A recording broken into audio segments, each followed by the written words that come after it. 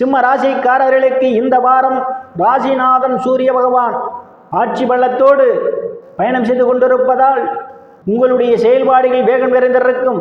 நினைத்ததை சாதிக்கக்கூடிய வாரமாகவே இந்த வாரம் உங்களுக்கு அமைய காத்து கொண்டிருக்கின்றது.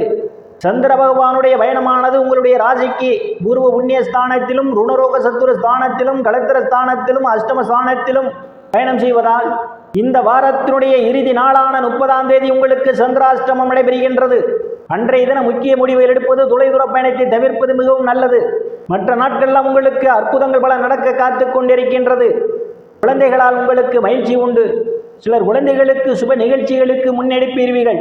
கலைத்துறையை சார்ந்தவர்களுக்கெல்லாம் புதிய வாய்ப்புகள் தேடி வரும். கலைத்துறையின் மூலமாக கூடுதலான வருவாயை காண முடியும்.